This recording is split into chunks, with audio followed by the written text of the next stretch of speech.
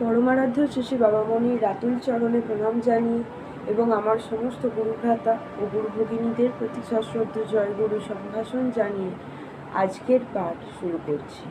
ওম অখণ্ড সংহিতা বা অখণ্ড মণ্ডলেশ্বর শ্রী শ্রী স্বামী স্বরূপানন্দ পরমহংসদেবের উপদেশবাণী পঞ্চম খণ্ড।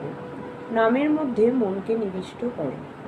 শ্রী শ্রী বাবামণি বলিলেন, নামের মধ্যে সমগ্র মনটাকে নিবিষ্ট করো, কেন্দ্রীভূত করো, জগৎকে নামময় করে ফেলো।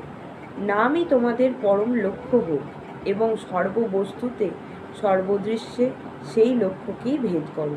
মনকে তীরের মতো করো, নামের দিকে অনবরত তাকে নিক্ষেপ করতে থাকো। যে বস্তুতে মন পতিত হবে সেই বস্তুতেই নামের জ্যোতির্ময় বিগ্রহ দৃষ্টি করে নাও। চিত্তবৃত্তিগুলিকে নানা বর্ণের তুলিকার ন্যায় পরিচালিত করো। যে বস্তুতে তাদের স্পর্শ লাগে তাতেই যেন তারা জ্যোতির্মণ্ডল মধ্যবর্তী তেজময় নামই শুধু অঙ্কিত করে। বিশ্ব ব্রহ্মাণ্ডকে তোমরা নামময় করে নাও।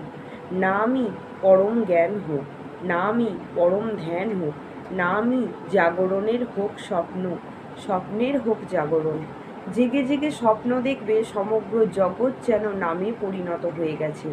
শয়নের পূর্বে এমন গভীরভাবে নামের সেবা করবে যেন স্বপ্ন দেখো, তবে তাতে নাম ছাড়া আর কোনো দৃশ্যপটের উদ্ঘাটন না ঘটে। নিজ শরীরের পানে তাকাচ্ছ তো প্রতি অঙ্গে প্রতি প্রত্যঙ্গে নাম চিন্তন করো। পরস্পরের দেহের দিকে তাকাচ্ছ তো একে অন্যের প্রতি অঙ্গে প্রতি প্রত্যঙ্গে প্রকাশ্য গুপ্ত প্রতি ইন্দ্রিয়ে প্রতি রোমকূপে নামের রূপ চিন্তন করো। নামের ধ্যান জমাও, সদ্গুরুর ধ্যান জমাও। নামই সদ্গুরু, সদ্গুরুই নাম।